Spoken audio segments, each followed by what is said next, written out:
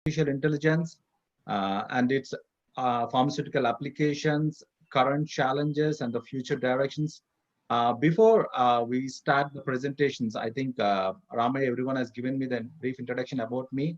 A few notes I just want to mention that if you guys have any doubt during this section, uh, please note down the slide number which is on the left side. So finally, you can like ask me at which slide you have the doubt so that I can explain you clearly. And then coming to the artificial intelligence, currently my company is not working on artificial intelligence, but eventually we're gonna work. So I was like so interested on that. That's why I am also learned this all the topic from the internet and from the research articles and everything. So I'm also like not too much knowledge on artificial intelligence, but this is the minimum fundamental information I can give it to you, so that based on this information, whatever the artificial intelligence, the applications you see, you can easily understand that. So let's move forward. So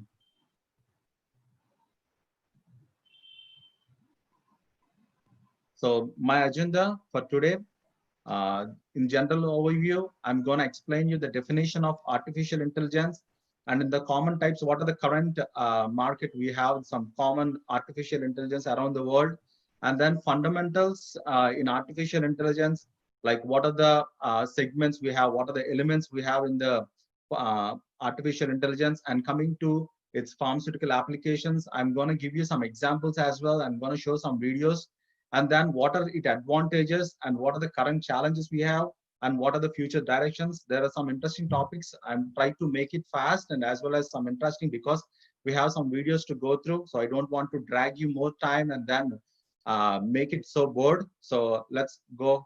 So coming to the general overview, so the artificial intelligence, madam has already mentioned that this is a simulation of human intelligence with the mission. Like, so whatever the humans, like how we think, how we act. So when we start from our college to our home, or else like from home to college, how do we route our college? Like if you take a bike, or if you take a scooter, or if you take a car and all. So we choose the short way. We just think like such a way that how we can easily go to the college, avoiding a traffic, or else how I can easily like go for a movie, avoiding a traffic, wasting of time. How do you think? So the artificial intelligence is being designed such a way that to make humans life simple, and then to solve many unsolved problems, and to analyze so much of data which has been not given any proper solution till now. The reason why it's like everyone is saying it's like so hot topic, so hot topic, the reason because artificial intelligence in the pharmaceutical field, or else like in the healthcare, we have so much of data. For example, we go to the hospitals, we go to the like any medicines, we take so many medicines, but these data, whatever like the records created by the hospitals and all, was not completely captured in any of the record, like any programmable record. The reason why I'm specifying is that like if you do in that way, there will be like so much of information. In an other example, I can say that if you go to one hospital, if you're suffering from some disease, okay, if you go to one hospital, so and then in the hospital, the doctor will tell you that, oh, we want to do you this operation and you have to use these medicines and all. Still inside, you will feel that I want to take some second opinion. So why you want to take a second opinion? Because you completely cannot rely on one doctor. The reason because there is no much data provided by any of the patient with which, what are the activities, what are the symptoms, what are the medicines he used for these following diseases.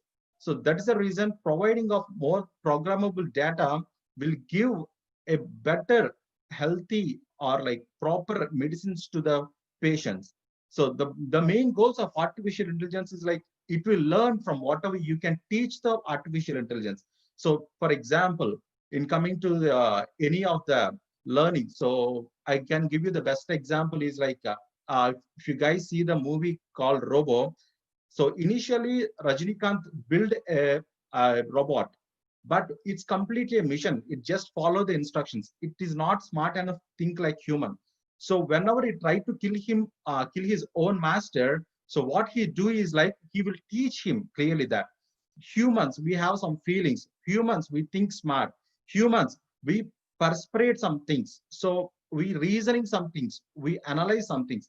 So he will explain with all the algorithmic systems and all. That is the reason like the robot will learn from the master, and then he will start thinking like a human. So that is a basic example I want to give you, because hope everyone has seen that movie. So moving forward, so it's been used not only in like healthcare or like finance, what I stated here, but it's been used in gaming industries. It's been used in motor corporations, like we have self-driving cars and everything. Let's discuss in detail. So, and the continuation to the overview, what is an artificial intelligence in medicine? So, artificial intelligence is a computer science that use algorithms like machine learning, deep learning, and cognitive computing. So, I'm going to discuss detailedly about machine learning and deep learning, and then what are the definitions and what are the perceptions we have, what are the separate approaches we do for these learnings and all. But cognitive computing, I'm not going to discuss more, but I'm going to show you one example little bit, because cognitive computing is again more into robotics. Uh, so that's again entire the big topic, which I don't want to like just give an introduction. So let's move forward. And then artificial intelligence is patterned like a brain neural networks, and it uses multiple layers of non-linear processing data. So we have so much of data. So it's gonna like process in such a way that how to streamline the data from various perception. In example, one patient is there. So one patient is suffering from diabetes, and he also has nausea, he also has cough, and he has an obesity, and his age is so and so. Okay, so we are giving one medicine to him. And there is a other person, he has suffering from heart attack, or else like he's suffering from some other pulmonary diseases and all, and we give him for the same kind of medicine to him. But people looking for some kind of medicine which is personalized, like they need their own medicine. So how to identify that medicine for the particular patient, this one we can do only with artificial intelligence. So let's go forward. So what are the general common types we have in current market? So one we call as a traditional artificial intelligence. People call it as an like weak artificial intelligence also. So it is like only one particular job. I mean, like if you say one command, you just do only one command. The better example I want to give you for that is like you use your phone, iPhone. So it's called like Apple Siri.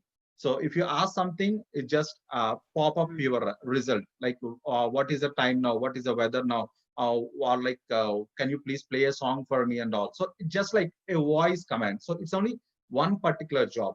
Or else like the Alexa we use for Amazon to play some movies or songs in your TV and all. That's also like artificial intelligence, but it's like it's a very weak artificial intelligence. So what are the advanced artificial intelligence? So advanced artificial intelligence is nothing but we use now operated hospitals. Like there will be no doctor inside an operation hospital.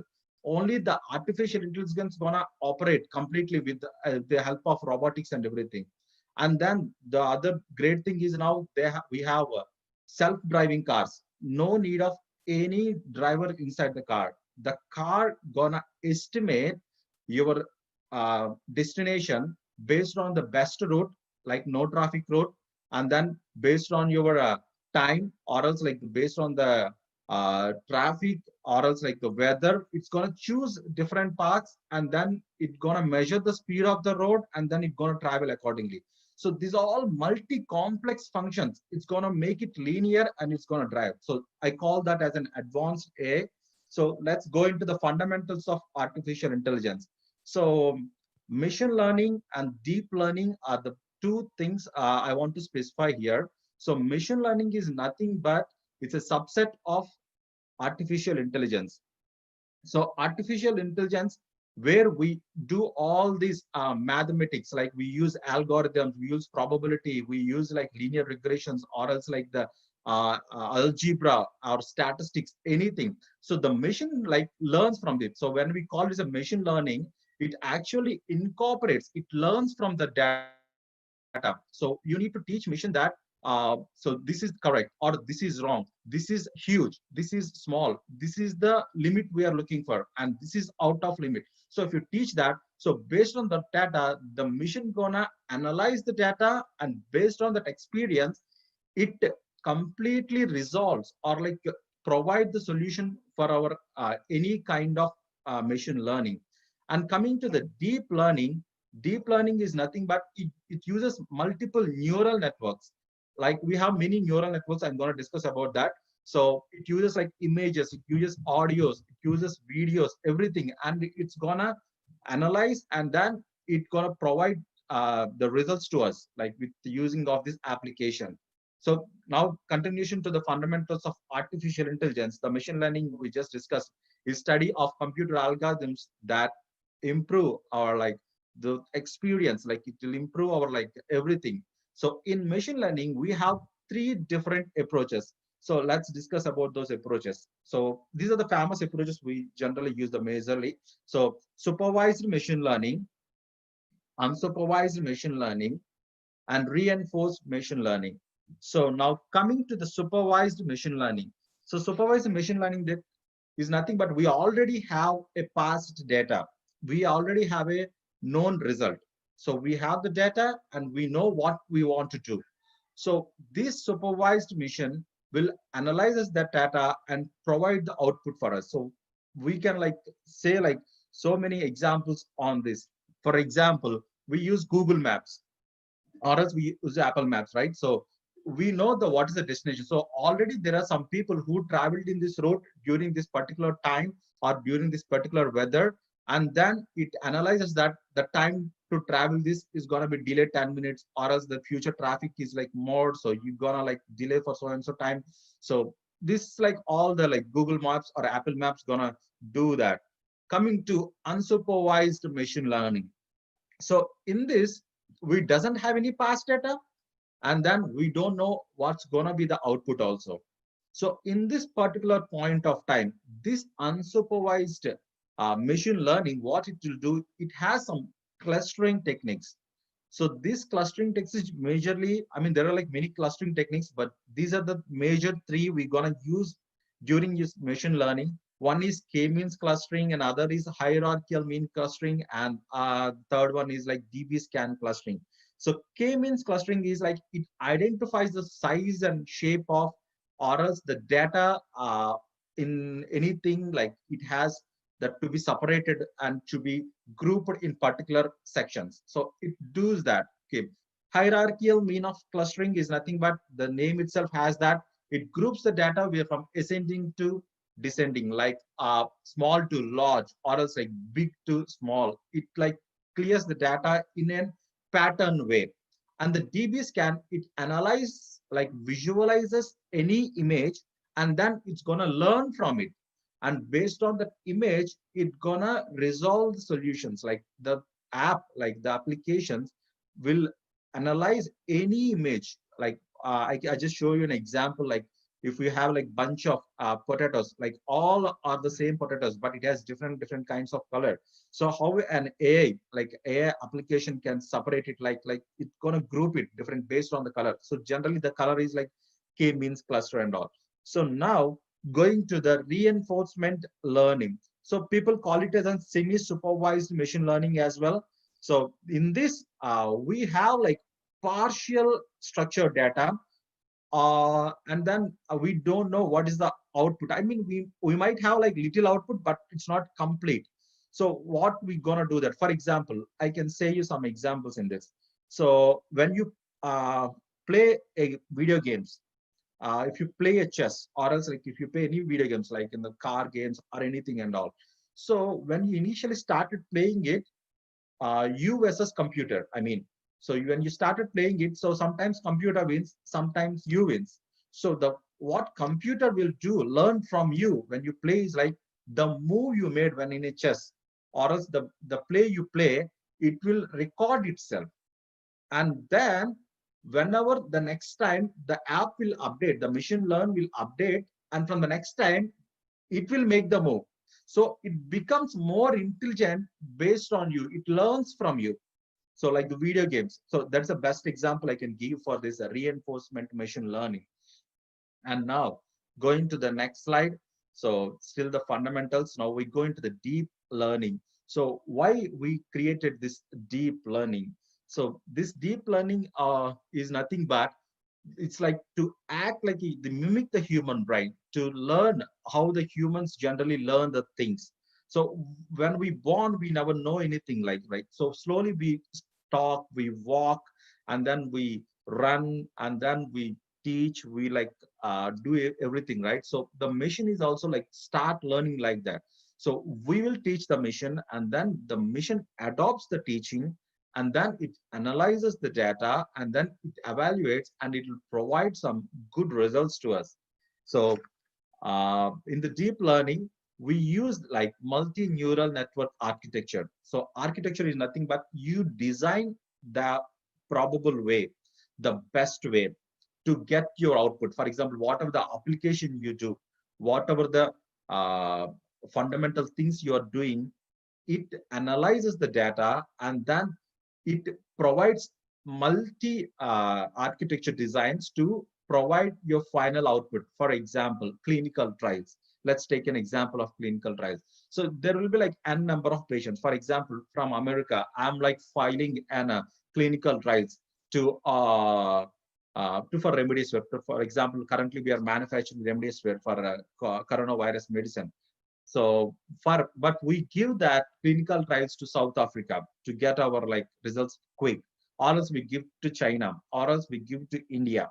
Okay, what happens is that the mechanism of the body, or else the metabolism of the body is different from race to race. Like Americans, like they eat some more non-vegetarians and all, or else like the Africans eat like more vegetarians, or else Indians eat more vegetarian. But how are we gonna compare that? So there is a lot of barricades involved in that. So you design the artificial intelligence during the deep learning, that how it should like analyze like what is the optimum human body for a clinical trial. It's going to identify for us. So let's discuss that in detail in moving forward.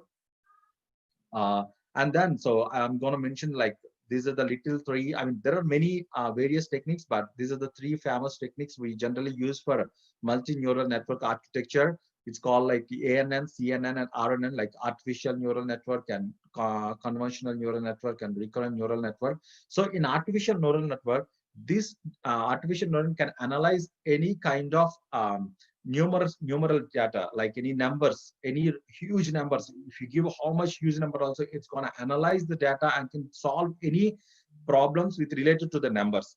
When it comes to the conventional neural network, this one will analyzes any images like colors. It identifies the colors, it identifies the shapes and all, and then it will solve the problems for it. And the recurrent neural network, it analyzes the series of data, like any formulas, or else like if you have any videos and all, it's going to analyze the data. So that's coming to the pharmaceutical applications. So currently there are like 43 pharmaceutical companies using in drug discovery. So hope you are all shocked, but this is true. People, I mean, currently people are like filing to the FDA, or else they were already somewhere in the market they were using for the data collection and everything. So these are the following companies. I just want to give you I just highlighted some major companies like Bristol Myers, or else like AbbVie, GSK, Gilead, Novo Nordisk, and Pfizer, Sanofi, Takeda, Vixi. These are all the companies currently they're using artificial intelligence. So let's see how these companies is being using in their field. I mean, I'm not going to discuss everything, but few things I just want to mention you that. So here are the few examples. So AI is using historical data and finding new solution. So for this historical data and finding new solution, let me give you an example. Coming to the Human Genome Project. So the Human Genome Project conducted in America, United States of America, from year 1990 to 2003. So it's a 13 years of hard struggle. I think almost 25,000 patients has been like taken from the DNA for testing of this gene, and then they analyze. This is like so much of data available. But what happened to the end of the project? They closed the project. They're unable to use that for anything. It's actually a very big move to the biologists, but this data is just pending. So now what pharmaceutical companies are doing, or else like I can say some examples like the Google, or else like the Intel and all, what they have done with this data means they match the human gene with respect to the matching genes of uh, what of the previous studied data. So in that, for example, you get some diseases based on your genes, or you from your forefathers, or you get some diabetes, or else like obviously anything. So we can still cure that kind of diseases. Genome. This is called the genome sequence actually. So, and then coming to the next example, AI is like playing a vital role in developing new drugs. Yes, because we can analyze some diseases before it coming to it, and then we can also get the medicine right away. I mean, as soon as possible with the artificial intelligence. I'm going to discuss that in some of the examples. Let's move forward here. So AI can predict diseases previously deemed too difficult to take on, and AI uses clinical data to make sense, and AI helps to find the correct patients for clinical trials. We previously discussed that clinical trials. The reason why I'm mentioning more about the clinical trials, because current situation, if you see the COVID-19, the virus, we have more challenge, right? So all the pharmaceutical companies now currently like working on this virus to create an antiviral drug. So my company is already having a molecule, but it cannot be come into the market right away because we have some process, we have some procedures to follow. So we discovered the medicine and it's working on the virus, but still we need to pass phase 1, phase 2, phase 3. We need to submit the data to FDA, and the data should be approved by FDA. So people like it's gonna get like almost years of time to complete from drug discovery to the completion of clinical trials. And to be frank with you, 90% of the filed data is being rejected at clinical trials.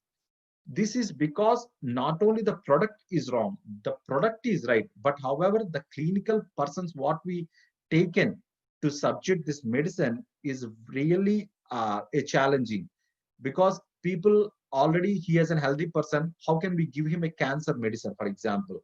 So this cannot work on him, right? So there will be like only some adverse effects he can tell us, but he cannot like clearly show how the cancer medicine is being like available. That's the reason we have very less medicine for cancer. But however, many companies are working on that based on the artificial intelligence. So let's move forward for some examples here. I'm going to show you some videos. So the first of all, I'm going to show the IBM Watson. So how the IBM Watson going to work? Actually, the cognitive computing is like this is they are using this tool to perform this artificial intelligence. They're building a corpus. So building of corpus is nothing but like gathering all the data, and then they're giving some experts, and experts learning to the mission. I mean, teaching to the mission. And based on the voice recognitions and all, the mission is learning by itself. I'm going to show you the video. It's a little long video, 7.5 minutes, but it's worth watching. So please watch, guys.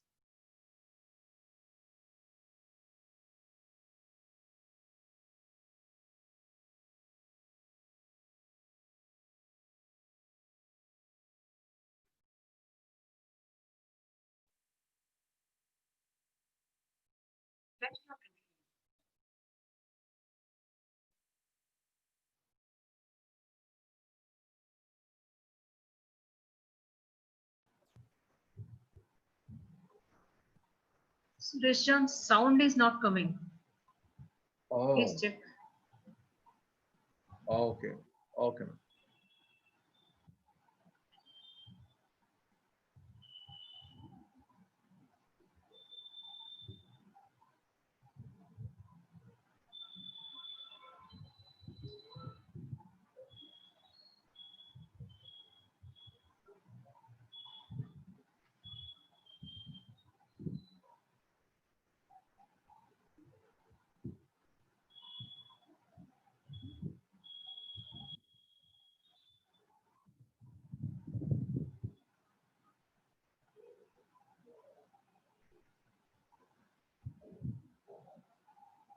Yeah.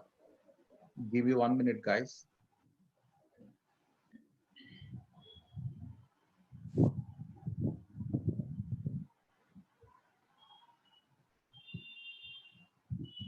Can you hear, ma'am? No. Yeah, you are audible, but not video.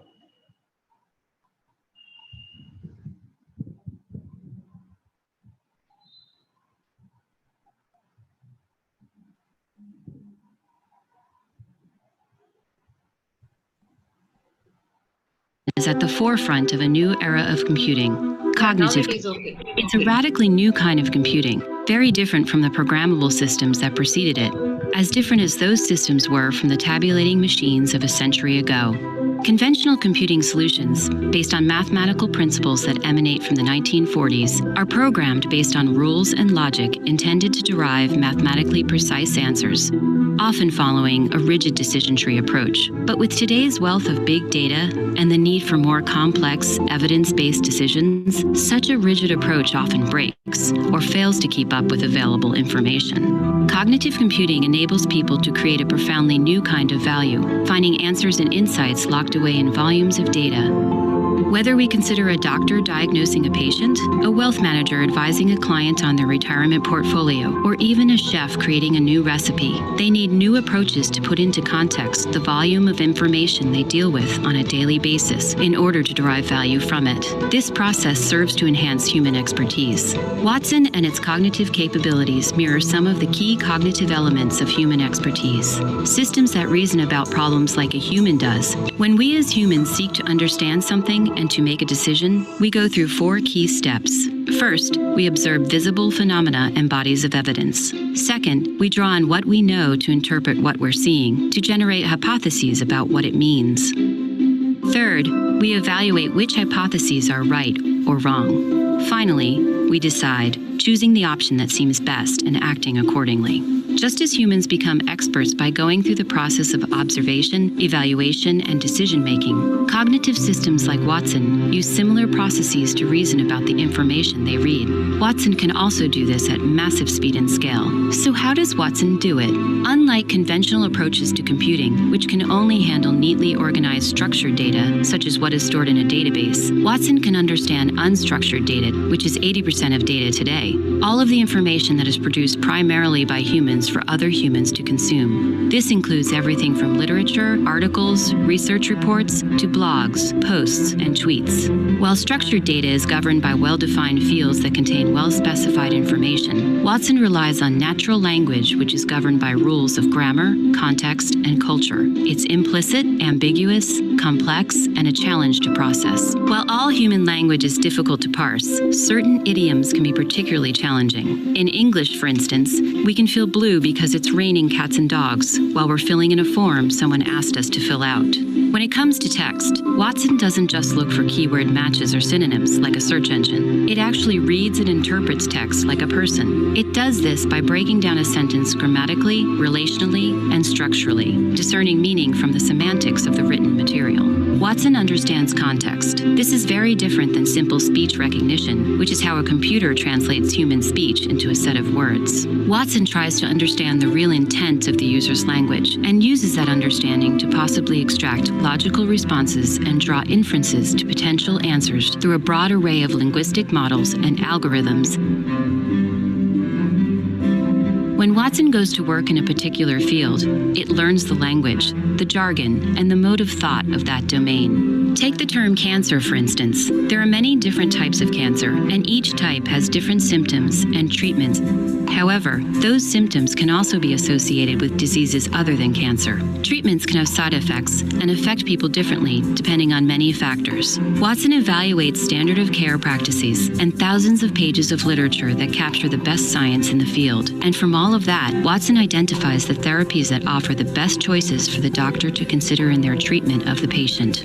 With the guidance of human experts, Watson collects the knowledge required to have literacy in a particular domain, what's called a corpus of knowledge. Collecting a corpus starts with loading the relevant body of literature into Watson. Building the corpus also requires some human intervention to cull through the information and discard anything that is out of date, poorly regarded, or immaterial to the problem domain. We refer to this as curating the content. Next, the data is pre-processed by Watson, building indices and other metadata that make working with that content more efficient. This is known as ingestion. At this time, Watson may also create a knowledge graph to assist in answering more precise questions. Now that Watson has ingested the corpus, it needs to be trained by a human expert to learn how to interpret the information. To learn the best possible responses and acquire the ability to find patterns, Watson partners with experts who train it in using an approach called machine learning. An expert will upload training data into Watson in the form of question-answer pairs that serve as ground truth. This doesn't give Watson explicit answers for every question it will receive, but rather teaches it the linguistic patterns of meaning in the domain. Once Watson has been trained on QA pairs, it continues to learn through ongoing interaction. Interactions between users and Watson are periodically reviewed by experts and fed back into the system to help Watson better interpret information. Likewise, as new information is published, Watson is updated so that it's constantly adapting to shifts in knowledge and linguistic interpretation in any given field. Watson is now ready to respond to questions about highly complex situations and quickly provide a range of potential responses and recommendations that are backed by evidence. It's also prepared to identify new insights or patterns locked away in information. From metallurgists looking for new alloys to researchers looking to develop more effective drugs, human experts are using Watson to uncover new possibilities in data and make better evidence-based decisions. Across all of these different applications, there is a common approach that Watson follows. After identifying parts of speech in a question or inquiry, it generates hypotheses. Watson then looks for evidence to support or refute the hypotheses. It scores each passage based on statistical modeling for each piece of evidence, known as weighted evidence scores. Watson estimates its confidence based on how high the response is rated during evidence scoring and ranking. In essence, Watson is able to run analytics against a body of data to glean insights, which Watson can turn into inspirations, allowing human experts to make better and more informed decisions. Across an organization, Watson scales and democratizes expertise by surfacing accurate responses and answers to an inquiry or question. Watson also accelerates expertise by surfacing a set of possibilities from a large body of data, saving valuable time. Today, Watson is revolutionizing the way we make decisions, become experts, and share expertise in fields as diverse as law, medicine, and even cooking. Further, Watson is discovering and offering answers and patterns we hadn't known existed faster than any person or group of people ever could, in ways that make a material difference every day. Most important of all, Watson learns, adapts, and keeps getting smarter. It actually gains value with age by learning from its interactions with us and from its own successes and failures, just like we do. I hope you guys watch the IBM Watson, so how they interpret the data and how they teach the mission and everything, right? So I thought this is the best example I can give you for that. Let's move forward. So I'm going to show one more example with Intel. So Intel, like previously we spoke about the genome sequencing. So how Intel is like using the data for the genome sequencing and all. So they were like fighting with the diseases and all. With the genome sequencing, we are able to cure the diseases like cancer and everything. So please watch this example. This is going to be a quick video. Genomic sequencing is a way to personalize a diagnosis and also a treatment strategy. Whether you have breast cancer, prostate cancer, lung cancer, disease is not a one-size-fits-all. It's unique, and the answers are in the DNA. My name is Bryce Olson, and I'm the global strategist for Intel's Health and Life Sciences Group. When people hear me talk, they think that I must be some PhD, and I'm not. I'm just a regular guy whose back was against the wall. You know, I had to figure this out, or otherwise I was going to die. I've been battling metastatic advanced cancer for almost 5 years, yet right now today I have no evidence of active disease. I feel morally obligated to be able to share with people what I did and help them do the same thing that I did. When I got diagnosed, I went through that one-size-fits-all, everybody gets the same treatment paradigm, and it didn't work. So I kind of started to lose hope. But then I learned about genomics through the work that Intel was doing. I called up my pathologist and I just had 2 words for him. I said, sequence me. So when you sequence my normal tissue and look at the normal DNA building blocks of my blood, and then you compare that to the DNA of my tumor, there's some differences. And those differences are what are driving the cancer. The insights that you get out of genomic sequencing are threefold. First is there an FDA-approved drug for my unique driver of disease for my cancer type? The second is there an FDA-approved drug for a different cancer type, but that I share the same genetic drivers for? The third is, are there clinical trials and new drugs that are being developed that are a great fit for what's driving my disease? Those are the 3 different treatment options that become available to you, and that is all new doors that are above and beyond the standard of care. So Intel's technology underpins the entire genomics-guided precision medicine workflow. We went from a period where it took 10 years and almost $3 billion to sequence the first genome to something today that can be done in a day for $1,000. Really, I mean, today it's for advanced cancer patients, but I think in the future, the moment you get diagnosed with cancer, you'll get genomic sequencing. Today, we're living in this world where we are awash with data. We need companies like Intel that can sift through all this data and find patterns that maybe the human eye doesn't see. And in the case of healthcare, these patterns and new insights can be life-saving. Technologies like artificial intelligence are speeding that up and making it much more efficient and faster and accurate. But the only way they're going to be able to figure it out is if we give more data to the machines to find patterns that don't exist when you look at small amounts of data. The more patients that get genomic sequencing enables more data to be out there for researchers so they can start to create new drugs that would go after mutations that we don't even know how to stop today. That's fine. So hope you understand like how we can save lives. We can target directly the drugs based on the DNA sequencing, like genome sequencing. So we can compare with the actual tissue with the cancer tissue tumor, and then we can incorporate the drug and we can save lives. See how beautiful it is. So he is the great example, like standing before us because he got cured from the cancer. Now let's go into the other example, which is from the Google, how they can able to identify some disease which is already coming to you. I mean, how you generally forecast the weather. So today the rain is there or not? Like today, is there any thunderstorms? Like is there any like tornadoes and all? How you predict? So likewise, we can predict some diseases which is coming to you. See the beautiful video from our Sundar Pichaya. AI is going to impact many, many fields. And I want to give you a couple of examples today. Healthcare is one of the most important fields AI is going to transform.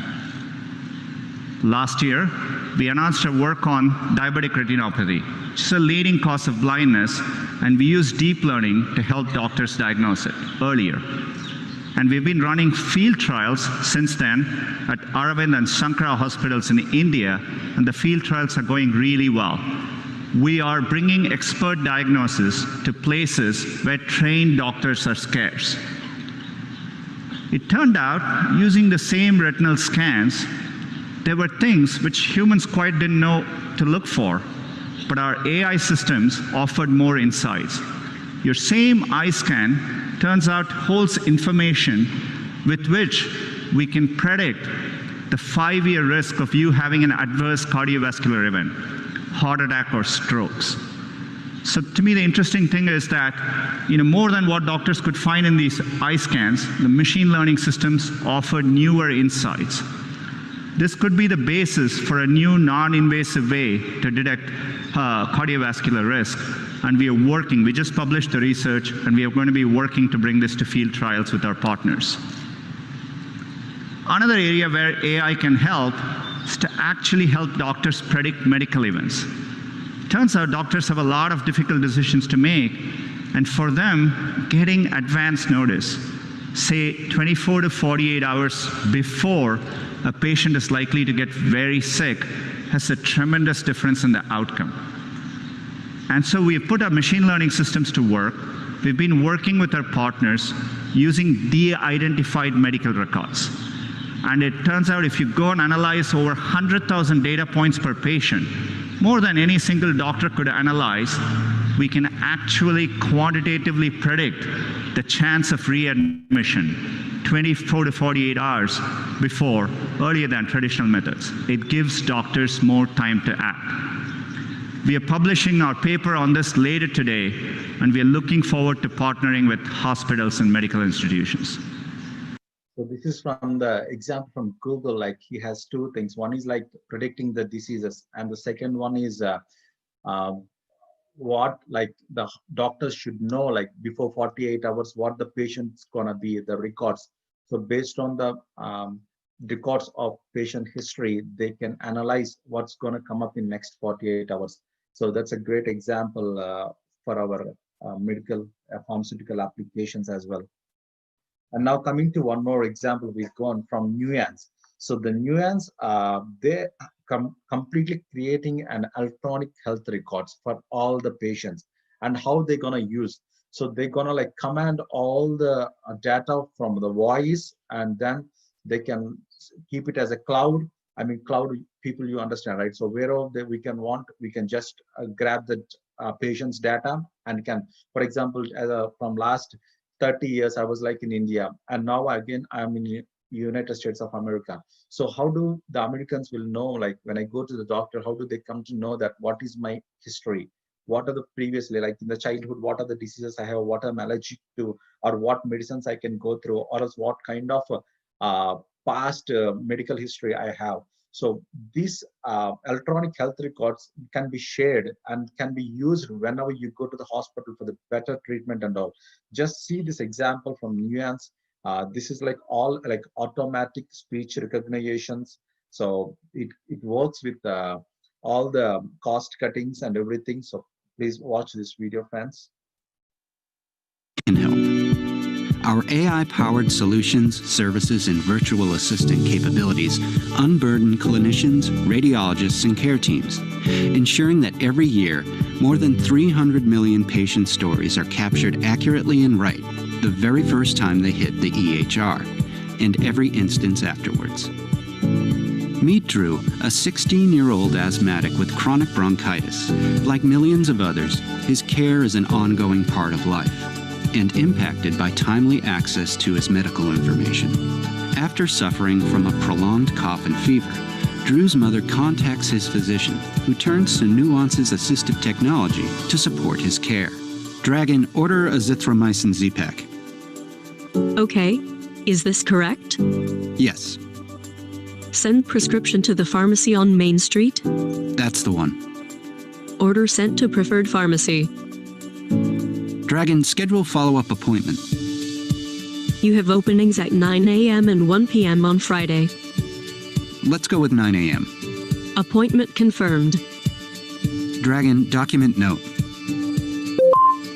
Phone call from patient with fever, productive cough, history of asthma and chronic bronchitis, flexible and portable. Nuance Solutions follow Drew's physician through care settings and across platforms and devices, from her home to her office. This allows Drew's physician to quickly evaluate and diagnose his worsening condition. Dragon, order oxygen via nasal cannula. Okay, oxygen ordered. Dragon, have nurse call ED transport. Okay, request sent. Dragon, document history. Bronchitis with fever, worsening cough, now with hypoxia, period. Transferring patient to ED for evaluation and treatment and likely. Nuance delivers clinically focused capabilities caregivers rely on.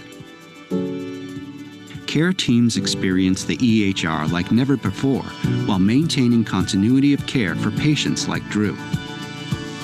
Temp 38.0 orally, BP 92/56, pulse 110, respiratory rate 20, O2 saturation 92%.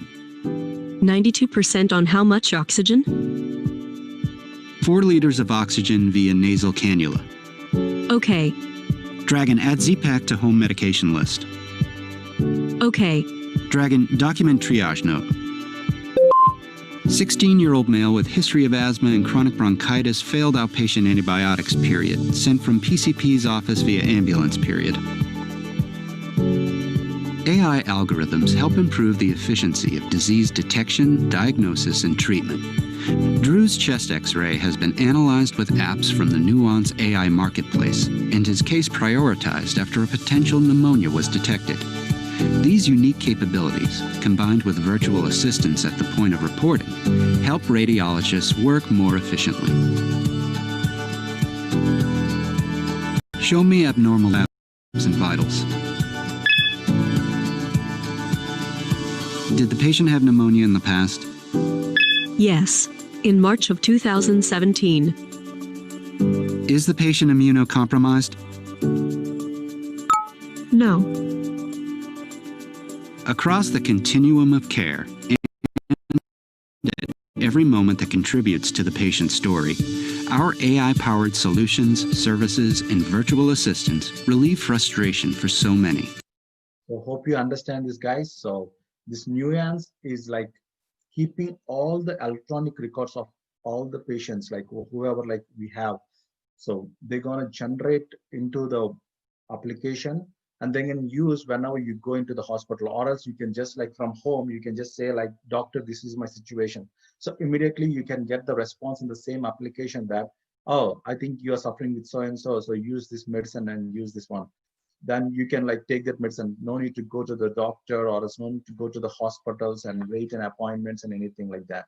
So that's a good example from Nuance. I think one more last example, which is like a DeepSeek AI. This is also a good artificial intelligence example. Please watch this. This is also like for curing of cancer.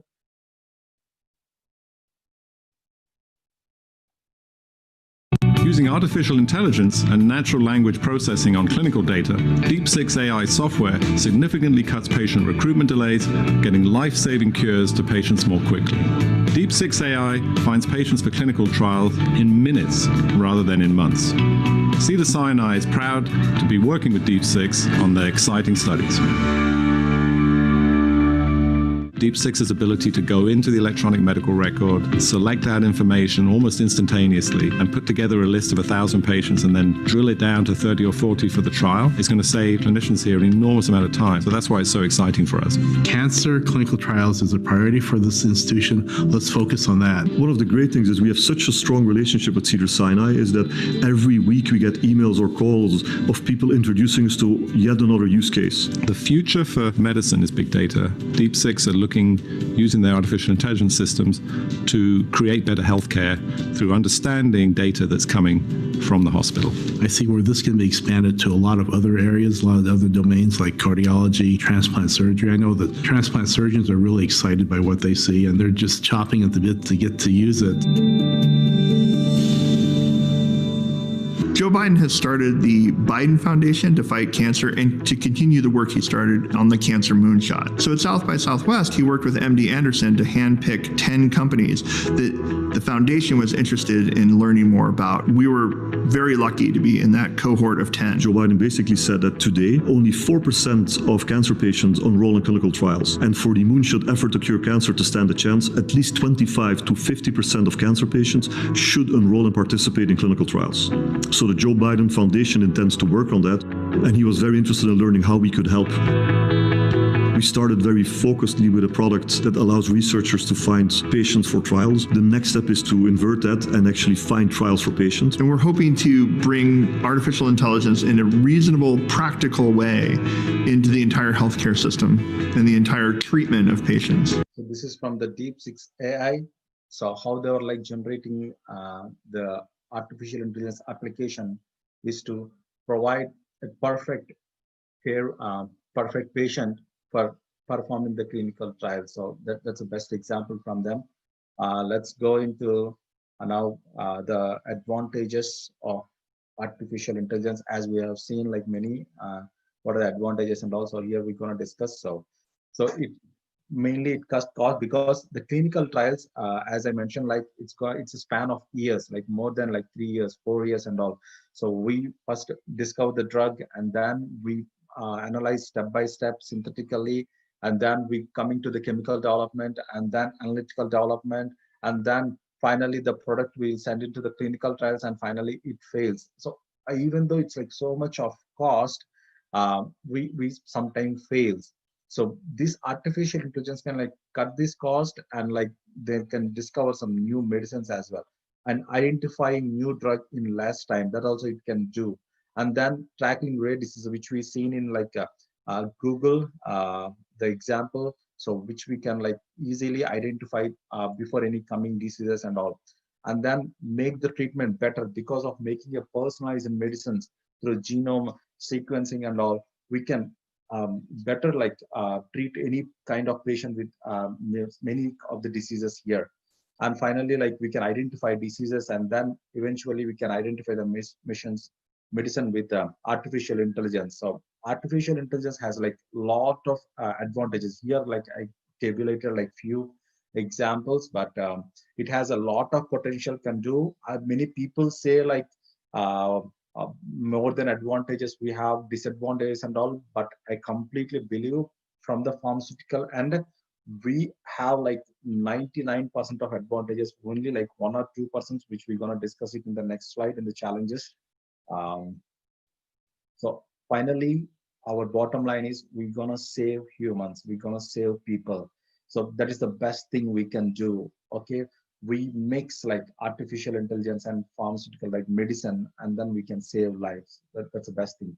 So what are the current challenges? We have like few challenges. For example, errors. Sometimes the mission is not completely right. It's gonna be go little wrong. It can have some errors because however we design any mission, or else however you mimic, it still lacks some little smartness like humans, right? So there might be little errors, but the error percentage is going to be very less when we see the advantages of it. And then availability of data. So the many people in India still that doesn't use the electronic version of medical records. We need to do all the data like medical, because in future it's gonna help to many of the people based on your data, because your height, your weight, your metabolic activity, or else your kind of little symptoms you have in the past, it can cure, or else like it can produce some enough medical information to other patients, like how you acted, so they can proceed like that and they can do the medications. So give your data as much as you can. And some people like feel privacy to give the data as well, because many people like, oh, I have this kind of disease, but I don't want to give my medical reports to other, because everyone will come to know that I have so and so diseases and all. So these are like little privacy problems people have. They don't want to share their medical records and all. But I mentioned you like advantages are more, so please don't do that. Be more educated and be more mature to give your electronic data to everywhere. And then what are the future directions we have in the artificial intelligence? So here I'm going to discuss about three major distinct technology predicts the artificial intelligence future.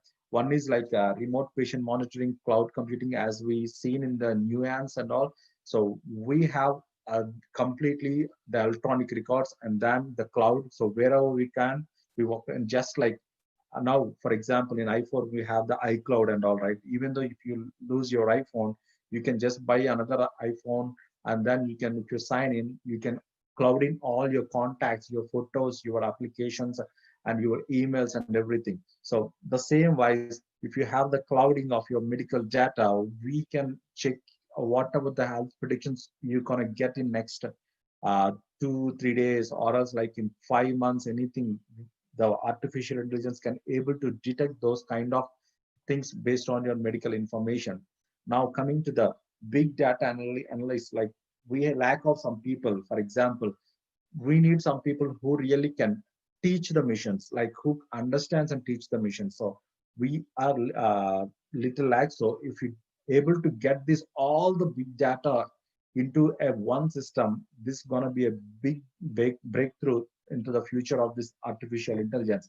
And finally, this is the best thing I want to mention you that this is the silico trials. So silico is nothing but this is a completely artificial intelligence application, which already IBM Watson is working on this. So the clinical trials will not be performed on any human beings. It's completely on the supercomputers. So the supercomputer gonna analyze the drug like how the human body does. It like metabolism, it like the drug adherence, everything. It's gonna show that, and it's gonna show like what is the optimum, like what is a model human bodies and how it's gonna like act. I think from last 3.5 years, 4 years, the IBM Watson is working on that. But still moving forward, that's gonna be big breakthrough, because if this gonna pass, the drugs, whatever, like for example, this kind of viruses and all come into the world also, we can immediately release the medicines and we can make them cure. So that's a big breakthrough. And these are my references I used to gather this all the informations.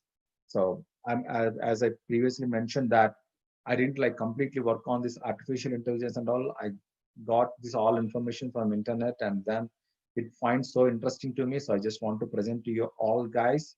So thank you so much for listening to my presentations. So if you guys have any questions, you can feel free to ask me.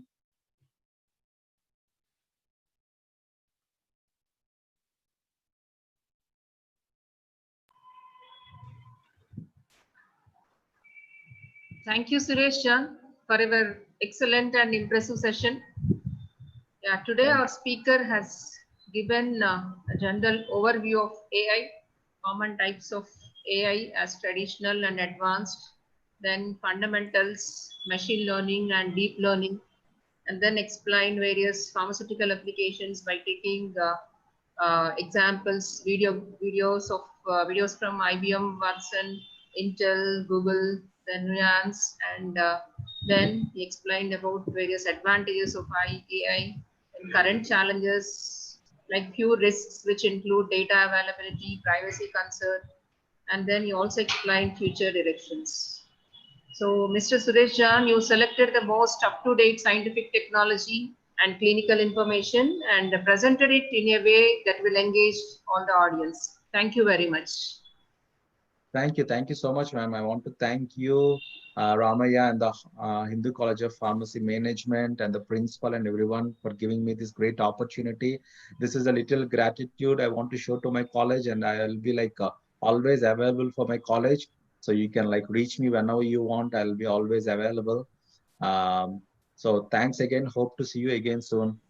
Yeah, definitely. We'll meet you again. I hope this session enlightened all the participants with the basic concepts of AI and its applications. Now we'll move on to question and answer session. Now I request Mrs. Srividya, Assistant Professor, Department of Pharmaceutics, to proceed with questions in Zoom chat box.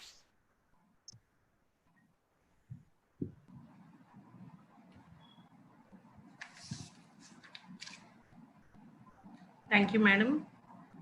This is Srividya, Assistant Professor, Department of the Pharmaceutic, Hindu College of Pharmacy.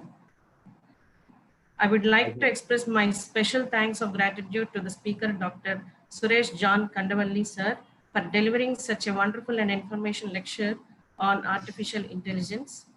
Sir, with your permission, I will start the questionnaire session. Yeah, sure. Firstly, I request the participants to come forward for the questionnaire. If anyone having questions or doubts regarding this session, you can please raise your hand so that you can ask the speaker directly. Our technical team will give the access.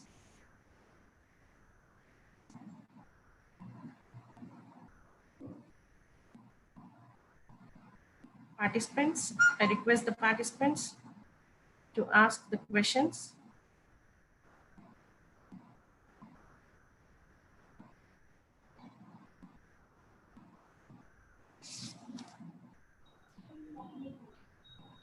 Hello. Sridhar, please unmute persons who have raised hand. Yes, madam, I am waiting. Mohan Gandhi is online. Yes. Good morning, sir. Hi, sir. This is Mohan Gandhi from Vasavi Institute of Pharmaceutical Sciences. Hope you remember me. I'm your junior in Vishnu College of Pharmacy. Yeah, hi Gandhi. I remember you. Yeah, sir. How are you, sir? I'm doing pretty good. How about you? Very good, sir. Very good, sir. The topic is very new and pretty interesting. The way you delivered the presentation with some good videos is very good. I have few questions, sir. I don't know whether I can ask those questions or whether I'm limited only to one question. I don't know that. So let me go with the question. The first question is. No worry. You can ask any number of questions. Thank you, ma'am. Thank you, ma'am. The first one is from the presentation you have mentioned that we need to have some background with mathematics, algorithm, programming, etc., etc. We have a section of people or the students who are not having the access to these things. Like the students, majority of our students hail from rural background. How we can bridge the gap between them? Like how can we make them cope up with these standards? Good question. So it's a very simple answer gonna be. For example, even though you don't know the algorithms, or else even though you don't know the tan theta, sin theta, or else like the mathematical equations and all, we always use a scientific calculator, right? Yes, sir. Yes. Okay, so what is your input in the scientific calculator and what's going to be the output?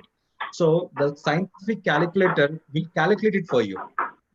Okay, so all you need to provide is your information, whatever you have, and it's going to give its output. The same way for any applications, even though you doesn't know any mathematical data, from your science perspective of view, for example, if I'm doing a clinical trials, or else if I'm making some trial and error methods in any analysis, or else any testing like essay testing, or else like dissolutions or anything and all, you can give your data. It will create its own mathematical calculations, and it will give you the final result that this is pass or else this is fail, or else we have the same kind of past data which has like some serious discussion needed, something like that. So you no need to really worry about the mathematics and all.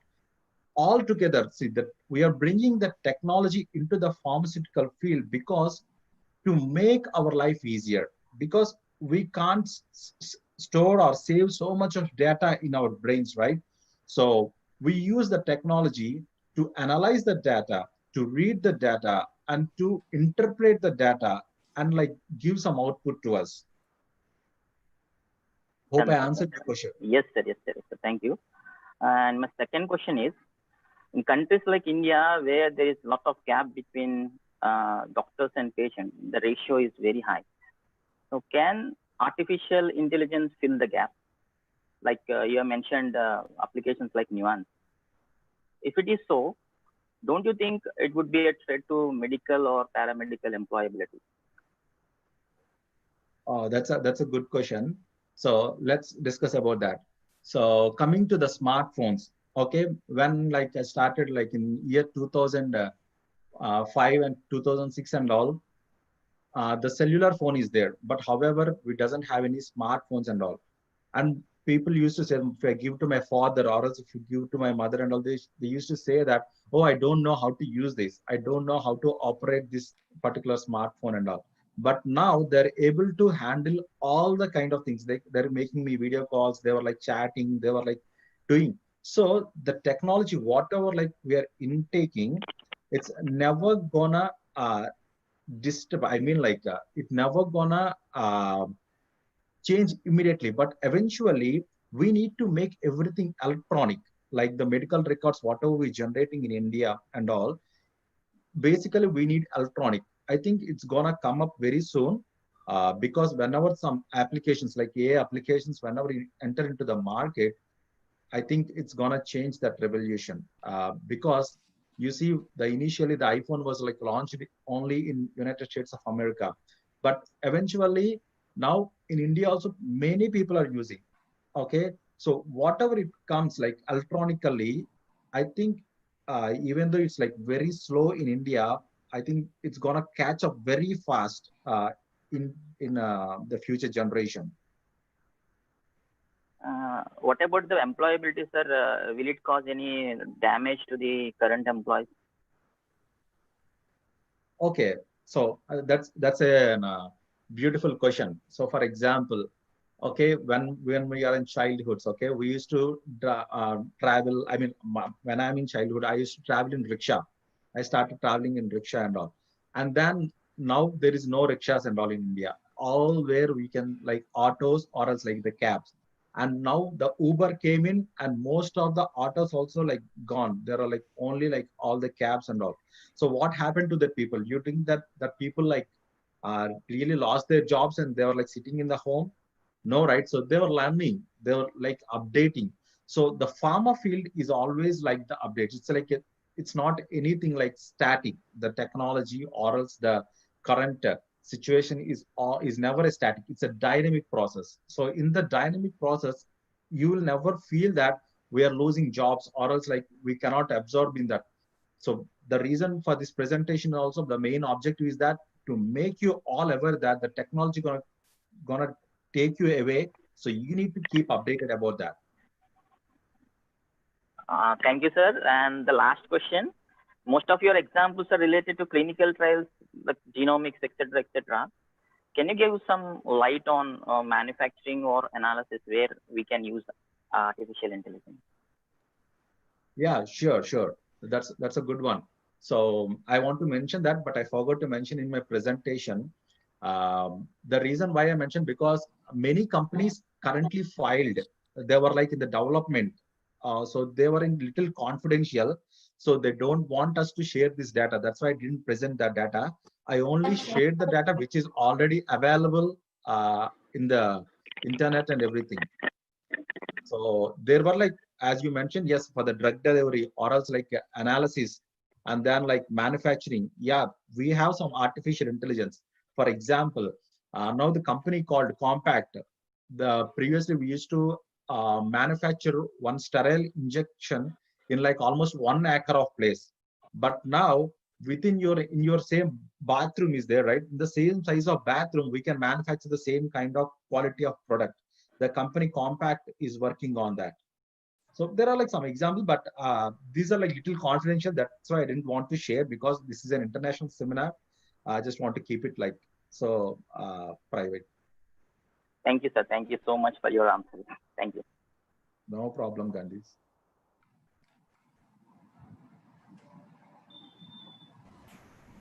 Sir, some more questions from the participants, sir. Sure. Is there any danger of artificial? Vidya, someone raised hand. Let them ask first. Okay. Okay. Pavani, madam. Pavani is online. Good morning, sir. Good morning, Pavani. Good morning, sir. I am Pavani of Vishwanatha Institute of Pharmaceutical Sciences. Hi, Pavani. Sir, yes, sir. I know well about nanorobots, which we can use to insert in our body to treat some diseases. Diseases is nanorobots comes under the class of artificial intelligence. Yes. The nanotechnology also comes under as artificial intelligence. Yes, right. Sir, as we are inserting that in our body, if the artificial intelligence goes wrong, is there any adverse effects of it? To be frank with you, I have not done research on that. I completely cannot provide any information on that. But basically, we do those kind of all the trials in the clinical study. So we will perform the n number of adverse effects, and then we perform to the multiple patients. We use some statistical tools to analyze that, and then finally we're gonna say that this is safe and this is potent and this is like pure to all the human beings. Then only it will come into the market. So right now, none of the products that can really harm to the humans is not there. So eventually we're gonna fix everything, whatever like we feel it's not good for humans. Okay, sir. Thank you so much. No problem.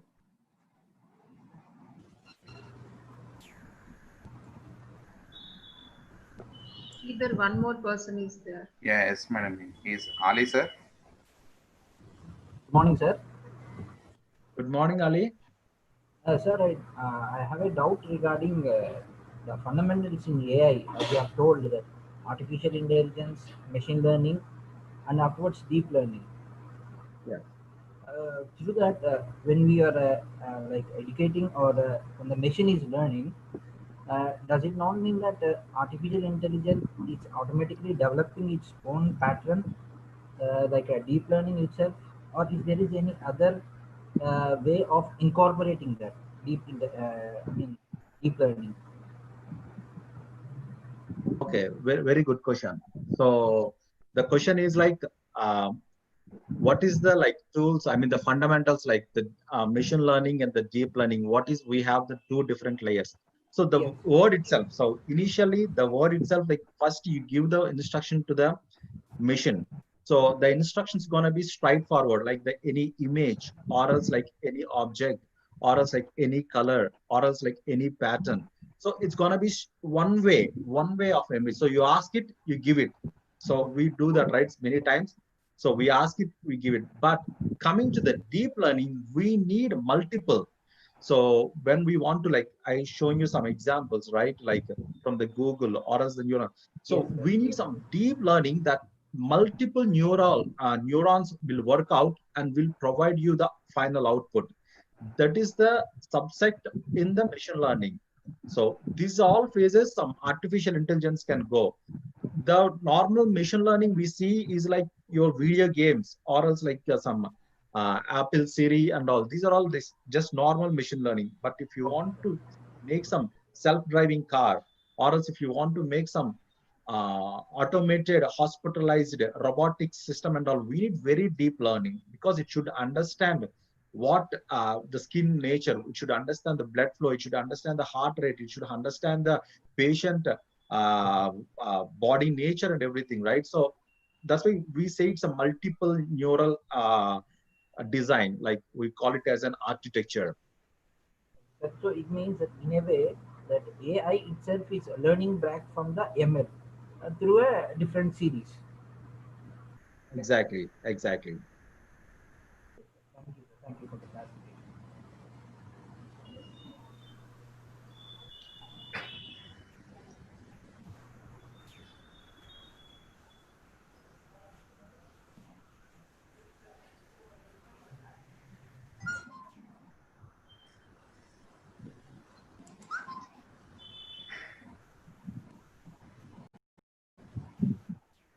Hello. Madam, one more participant is online, Manasa. Yeah. Okay. Naga Manasa. Good morning, sir. My name is Mansa from Hindu College of Pharmacy.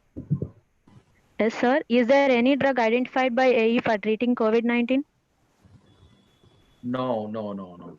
So the reason I took most of the software companies examples because now the software as companies has developed these AI applications. So now they are readily available. But coming to the pharmaceutical companies, we are little behind that because the technology they implemented. Now it's our time to act, to buy that application and you to use that applications. So currently we don't have much pharmaceutical data regarding to the drug discovery and then drug delivery, but currently some trials are going, some development phase is going on. If I get a chance, I'm going to load some of the examples in the following YouTube content so you can verify later. Okay, sir. Thank you, sir. Hello, sir. Yeah, Sureshchandra. Hello. Sir, I have a question that I'm a second year M.Pharm student in Naipur, Hyderabad. Oh, good. So after watching after watching this valuable session today, the physicians I saw the physicians utilizing this artificial intelligence in treating or diagnosing the future disorders. And under the other means human genome project, these all are very high end. And as a pharma student, how can what can I do with the artificial intelligence? Means as a healthcare professional, how can I enrich my knowledge in this in this artificial intelligence? On how what is my approaches in the future? Okay, it's a very good question. Whatever you ask, like how the pharma is gonna have their role in this artificial intelligence. Okay, so the answer is, so now we all become the teachers to the artificial intelligence. For example, tomorrow you want to work with some artificial intelligence, like a development. You want to develop an app application in the artificial intelligence. So you should be thorough enough with some subject, like for example, whatever field you are, either in analytical or else in the manufacturing or else in the clinical or else in development of any drugs and all, you teach the mission. So that's going to be your job. Then it's going to act accordingly and it will provide, analyze the data and it will give you some results. So the major responsibility as like you will be a data scientist. So you will be the future scientist to teach the machine. You will make them learn. So, sir, we have any special program? For example, artificial intelligence have money applications in various fields. So, in the case of health field, as a healthcare professional, like a pharma student, how can I go through this area? I mean, so for suppose you said like that, designing any application or teaching teaching the physicians in aspect of any particular disease. So I have to learn deep software about this artificial intelligence and making the link between my healthcare knowledge and the software, sir. Okay. So what are the examples I have given to you? Like what are the information I shared to you? It's not only single man job. It's a big company. It's a multiple people, multiple departments. So if you see in a pharmaceutical industry, we have multiple departments, right? So one is like chemical development, one is analytical development, one is formulation development, another one is regulatory affairs, and then coming to biologics. So we have multiple difference, and finally we give the product to the manufacturing. So manufacturing will make the medicine, and then they will give the medicine to the market. So this is a multiple people. So it's not a single person job. This is like multiple functions. So these all mix up only can make one application into a final provided data. For example, the Bayer is there. So Bayer is using some artificial intelligence. It's called SIP. So it can analyze the heart attacks prior to any patients coming like 3 hours, 4 hours before also.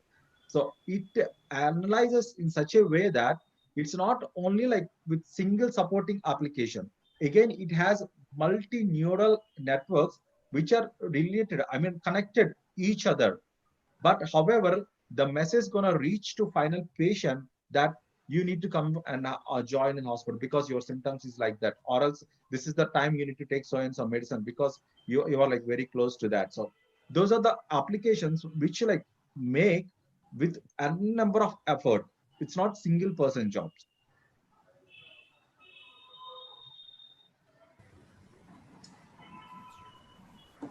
Hope I answer your question.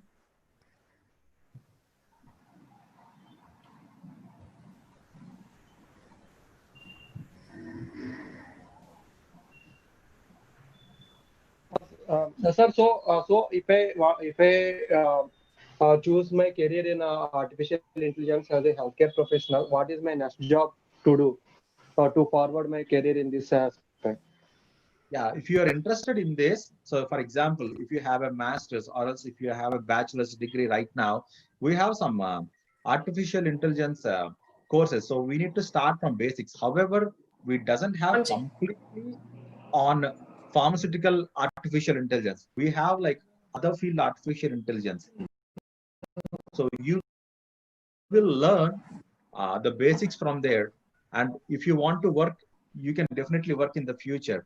So not right now, but eventually, I think maybe Hindu College of Pharmacy also might come a new course called artificial intelligence. Like they're gonna have a different, like how we have like M-form for Sutix, M-form for, so we definitely have M-form for artificial intelligence as well, because it's a very lot of subject, but it's growing up right now more into the software field rather than pharmaceutical field. We are a little behind, but you're gonna see very soon. Yeah.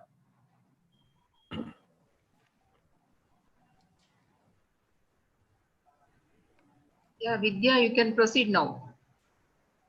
Yes, madam. Another question from the participant, sir. Is the telepharmacy and nons are same or any difference between them? Vidya, if you don't mind, can you please repeat the question? Okay, sir. Is the telepharmacy and nons are same? What is the difference between them? I mean, Telepharmacy and nuance, are they same? I mean, I think telepharmacies and all will not come into the artificial intelligence. But however, any records created electronically can be used by artificial intelligence. Another question, sir. Is there any danger of artificial intelligence in making wrong decisions? I mean, we currently know that there are many medical errors going right now, or else like the past and all. We have some medical errors, but with artificial intelligence, we can reduce that errors. It's not going to be more. I'm going to sure about that. But however, yes, as I explained in the challenges, there are a few risks, right? So there might be, because the machines are not smart enough like human, but definitely we're going to reduce the deaths because of lack of medicines, or also because of lack of precautions and everything.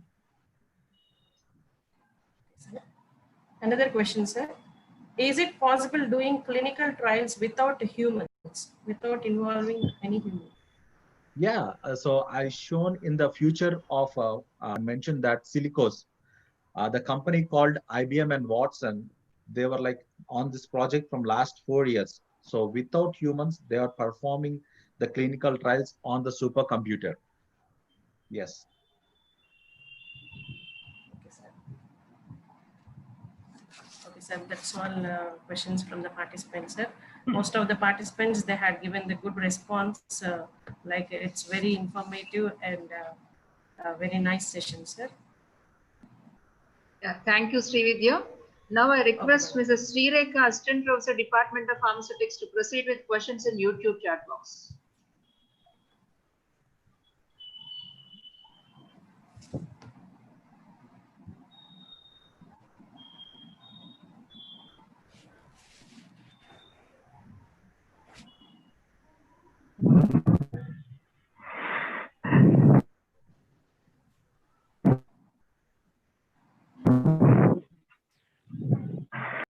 Hi, sir. This is Srireka. Hi, Srireka. This is Srireka from the Assistant Professor from the Department of Pharmaceutics, sir. So we have some more questions from the YouTube listeners. So one thing that is, one question from the participant, that is, today the world is suffering from a pandemic disease, that is a COVID-19. In such a situation, this artificial intelligence is at what level or in what aspects it is helpful for the healthcare professionals? Helpful for the healthcare professionals. Yeah, so the best question, like I can say that, because yeah, let's see the current situation, the COVID-19, right? So as I mentioned you earlier, that why it is getting delayed, because my company, we are manufacturing remdesivir, okay, but we cannot immediately come into the market. We have the submission to the FDA for the, and then we need to pass the phase 1, phase 2, phase 3 clinical trials and all. So this is a lengthy process, because we need to find the right human beings and we need to subject them. So it's a like almost 6 months to 7 months of study and all, and then we find the data, and then we submit again to FDA, and FDA has to approve that, and then it will come into the market. So as it's a lengthy process, that's why the medicine even though it's available with pharmaceutical industries, it's unable to reach into the market. So this artificial intelligence, if it comes into our hands, like into the pharmaceutical field, as you see in the previous video from DeepSeek, these medicine previously used to take years, it's going to take only days. Within 1 hour, we can identify all the perform the clinical trials, and the data also can be analyzed so quickly. And then, so instead of taking it years, within a month we can release a drug. Within like week we can release a drug. There is a possibility. Okay, sir. Thank you. And one more question, that is, this artificial intelligence is how it is helpful for the patient who are in emergency. So how it is helpful for the patient who are in emergency? I mean, if the patient currently is in emergency, I don't know how it is helpful. But if, for example, any patient, like that's what I mentioned in some applications and all.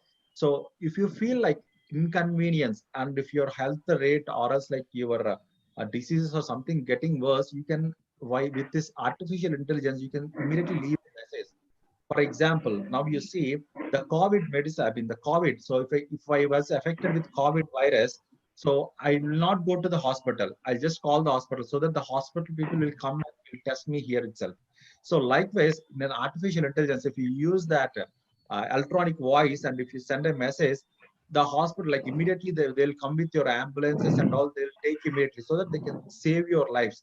They can predict the heart diseases. They can predict like cardiovascular diseases. They can predict like brain related diseases and all. So we'll make sure like save the people before going into the emergency, or else like before like getting into the situation. So it will be really helpful. Okay, sir. Thank you. Sir, thank you for your patience in for answering all the questions. So thank you, ma'am. Thank you for giving me this opportunity. Hand over to the convener, Sita Devi, ma'am. Yeah, thank you, Sri Rekha. Now I request our founder secretary, later chairman, present honorary chairman, moreover renowned diabetologist, retired professor of Guntur Medical College, and present PCA member, Dr. Mano Radha Krishnamurthy Garu, to express his views on the webinar. Good afternoon to everybody. Am I audible? Yes, sir, you're audible, sir. Oh, thank you very much. At the outset, I should be very much thankful to Dr. SureshJohn. And also I am feeling proud of his webinar message, an excellent message given to Zoom by Hindu College of Pharmacy, Department of Pharmaceutical Sciences. And SureshJohn, you are Yes, a former student of our college. I feel so proud and happy to hear such a wonderful lecture from you and a wonderful information you have given on artificial intelligence. Before I state some more words, I want to ask you only one question. Yes, sir. Whatever that is discovered, whatever that has been found so far, the human brain is superior. A lot of disturbance are there. The human brain is superior to anything else. The same human brain has created the artificial intelligence. And actually, we are getting so much of data from artificial intelligence for development of many categories of the human life. By speaking, by voice, by industry, by whatever that means. And what actually is the main difference you feel between human brain and the artificial intelligence? Yes, sir. It's a very good question. So I can relate to the movie, whatever you're saying. So even though the human brain created artificial intelligence, how it can overcome the human smartness. So the answer is obviously because as Einstein mentioned that our human brain is like 100%, but we are like using only 1%. Okay. So we are not capable to store more data. So even though our computers and all like having stored more data, how they can analyze from the data. For example, from the movie Robo, the patient says that when a pregnant woman go into the hospital and it is like very critical condition, okay, the Robo Rajnikant says that there is an answer in the medical records, which already there are doctors unable to solve that. But the Robo, from his intellectual, it able to grab that particular information from the book knowledge and can able to apply that. So the artificial intelligence is not overseeing any human beings. It's just providing some good path to save the lives. As a pharmaceutical guy, our bottom line is to like save the humans. So I think it's fulfilling its requirements. Okay. A good answer which I have got. And whatever it is, there is a little bit difference between the human brain and the artificial intelligence. Human brain is having its own limitations also, because with the advance of age, there is naturally a decaying process there. And forgetfulness, memory loss, all these things. Whereas artificial intelligence has a big store, which is having unfathomable unfathomable depth of knowledge stored in that, so that can be retrieved whenever that is necessary.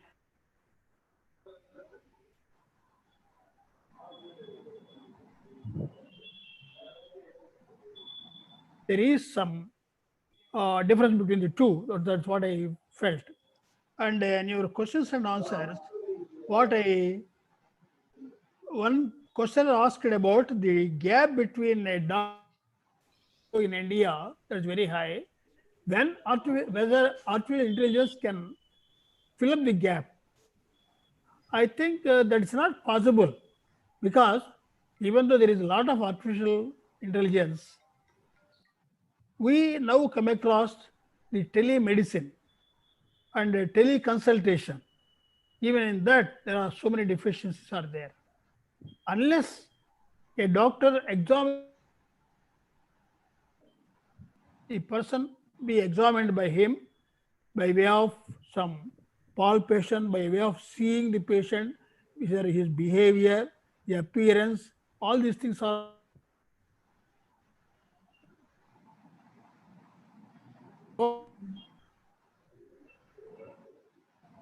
intelligence, and by analysis it may give few diagnoses, but still a brain of human being is something different, and who perceive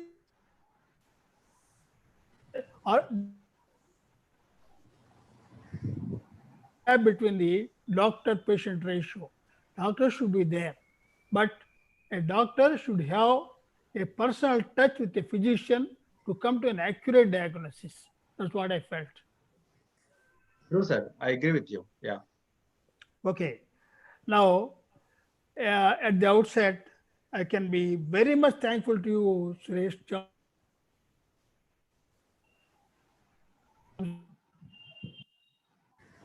Some obligations also for of this college.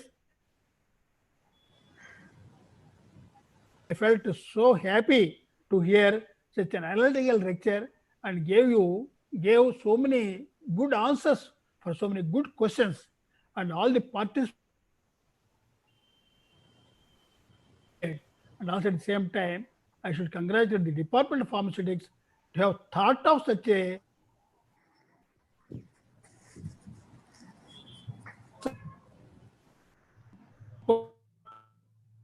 and to I got ample experience, and it's better to have such interactions in future also. Thank you very much, madam. Dr. Sunita Devi, Dr. Sita Devi, Dr. Sunita, and especially Dr. Ramaya, and also of our college, Mr. Sridhar. I should acknowledge with thanks to all of you, and also Govindarajan.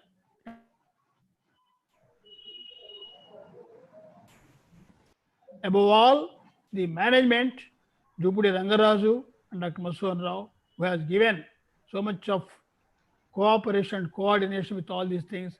I must be thankful to you and giving me the opportunity to tell few words at the last. Thank you very much. Wish you all the best. Thank you, sir. Thank you very much, sir. A small announcement to the participants. Feedback link is provided in the Zoom and YouTube chat box as well as YouTube description box also. Please fill it. We will send our certificates to your registered email IDs within 10 days. Then, now we come to an end of the session. So before that, Mr. SureshJohn, please, as a token of appreciation, we are releasing your e-certificate. Please accept this. Yeah, madam. Sure. Thank you. Yeah, ma'am. Madhusudan sir is online. Okay. Yeah. Sir, now I request our Honorable Secretary and Correspondent, Dr. S. Madhusudan Rao Garu, a man of distinct vision, an idol of knowledge, an efficient physician, to address the gathering. Over to you, sir. Dr. Suresh, I am presently Secretary and Correspondent of this college. It's a wonderful session. Do you have still time and patience to listen to all of us? I do. Okay then. It's a wonderful lecture. Most intelligent lecture on artificial intelligence. Because you are yourself telling that you have collected all the data from net. And so wonderfully presented lecture I have ever seen and listened to. Right from fundamentals to even latest developments and experiments that bigger companies like Google and IBM and Intel are doing. In fact, I was discussing with our professors like Dr. Nagabhushanam and Dr. Sunita and principal, everybody, to start 1-year courses and 6-month diploma courses in our college, especially in artificial intelligence. Only 2 days back, I have just delved over this matter. And you have very appropriately said that this is a growing science and it has a lot of future and development. Our guru, Dr. Brizkishore sir, whom probably you might not be knowing, told us long ago, some 4 to 5 years back, that the future is for artificial intelligence and things like big data, cloud computing, and machine learning, etc. Probably we could not cope up with the advances that he has suggested, but we are very serious and keen to develop all these things in our college with the assistance of people like you. As you already promised your assistance and help to your alma mater, to definitely take your advice and your help also now and then see that our students go out with a portfolio, career portfolio, enriched portfolio with all these courses like this, along with their degrees. So I think I have talked sufficiently. And thank you very much. And we are proud, just as our honorary chairman was telling, being a old student or alumnus of our college, I feel really gratified by that feeling. Thank you so much, Suresh. Thank you, sir. Thanks for the great vision you have. Oh, sir, it's a combined collective vision. It's a teamwork, rather. And I appreciate Sita Devi for giving a very good introductory message to all the people, and then the team Sita Devi and the team Ramaya for doing a wonderful job. Thank you so much. Thank you all. Thank you, sir. Now I request our OSD and PharmaD Director, Sri Sita Ramaya Garu, to address the gathering.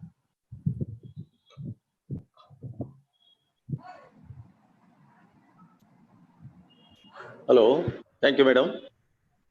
Good morning, my dear viewers. I'm happy to listen to me, Dr. Suresh, who has spoken about artificial intelligence. Well, thank you, Dr. Suresh. You have spoken about the importance of artificial intelligence. Well, it has got a role in the drug discovery, drug management, and manufacturing, analysis, clinical pharmacy, diagnosis of various diseases and treatment. So very important topic. Already some of the central universities and private autonomous institutions have started advertising for this course, as our management also are planning. So thank you very much, sir, for your wonderful lecture on artificial intelligence. Thank you, madam. Thank you very much. Pleasure is mine, man. Pleasure is mine. Thank you, sir. Now I request our Vice Principal, Dr. A. Sunita, to express her views. Yeah. Mr. SureshJohn, very happy to attend this session as a guru. And I'm really proud of you. Still, I remember you as a very good dancer apart from the academics. Am I right? Yes, ma'am. Yes, ma'am. Yeah. It's really informative to all the students, and students have shown a very much interest to clarify their doubts also. So one thing I want to stress, which I have impressed really, irrespective of our specialization, if really the people have, which plays a key role in the current scenario. So you are the best example for the audience that let them to think. Generally, we may feel that artificial intelligence is related to only software engineers and all, but instead of that, there is a path. You have given some advices, so we can also enter into this area and related to the pharmaceutical sector. So very happy, SureshJohn, that you have accepted and you have addressed the gathering today. Thank you so much. Pleasure is mine, ma'am. Pleasure is mine. Yeah. Thank you, ma'am. Yeah, now we come to an end of the session. It's time for vote of thanks. First and foremost, we are grateful to Mr. SureshJohn for your time and effort you took and share your thoughts and experiences with us in our busy schedule. The participants who attended really enjoyed your presentation and sent so many appreciation messages. The subject intrigues me and many of the participants, and will plan to learn more. Thank you very much. I also wish to express my gratitude to our chairman, Sri Jugudi Rangaraj Garu, and secretary and correspondent, Sri Matsudan Rao, Dr. Matsudan Rao Garu, and our honorary chairman, Dr. Mano Radhakrishnamurthy Garu, for their presence, blessings, valuable support, and encouragement in organizing this event. I thank our principal and vice principal for their constant and bountiful support at every point of time. I owe special thanks to Dr. Ramaya, Secretary, Hitchcock Alumni Association, for his tremendous and timely support. I want to thank my department colleagues for lending helping hands. I am thankful to the technical staff who have responded timely to ensure that this occasion is successful. I extend my thanks to heads of departments, of various departments, for their contribution and support. Most importantly, I take this opportunity to extend our most sincere thanks to all the participants from various destinations for showing keen interest and active participation and making this event a grand success. Thank you one and all. Hereby the meeting ends. Thank you. Thank you, everyone. Thank you. Thank you, sir. Thank you, SureshJohn.